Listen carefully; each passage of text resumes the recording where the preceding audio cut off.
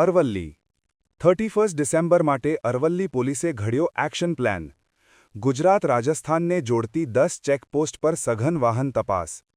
શામળાજીની Ratanpur border પર કડક વાહન ચેકિંગ. જિલ્લામાં 48 નાકા પોઈન્ટ ઊભા કરી રાઉન્ડ ધ ક્લોક તપાસ.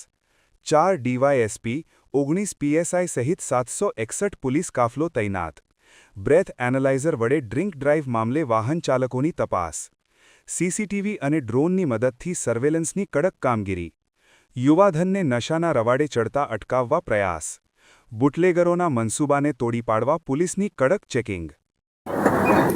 નાયબ પોલીસ મહાનિરીક્ષક શ્રી ગાંધીનગર તથા જિલ્લા પોલીસ વડા શ્રી મનોહરસિંહ જાડેજા સાહેબની સૂચના મુજબ આગામી 31 ડિસેમ્બર દરમિયાન અરવલ્લી જિલ્લામાં ગેરકાયદેસર નશાબંધી પદાર્થોની હેરાફેરી તથા પ્રોહિબિશનની પ્રવૃત્તિ પર અંકુશ લાવવા માટે જરૂરી સૂચનાઓ આપવામાં આવેલ છે. જે અનુસંધાને આજથી જ જિલ્લામાં કુલ 10 જેટલી ચેકપોસ્ટ તથા 48 જેટલા નાકા પોઈન્ટો ઊભા કરવામાં આવેલ છે.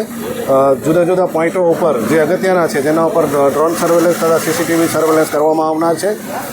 અને આગામી છેલ્લા 4 માસની અંદર જિલ્લાની એલસીબી તથા જુદા જુદા પોલીસ સ્ટેશનો દ્વારા કુલ 311 જેટલા પ્રોહિબિશનના વિદેશી દારૂના કેસો કરવામાં આવેલા છે. જેની અંદર 95 જેટલા કેસો ક્વોલિટી કેસો છે. 20 કરોડનો મુદ્દામાલ પકડવામાં આવેલ છે અને 519 જેટલા આરોપીઓની ધરપકડ કરવામાં આવેલ છે. અને આ કામગીરી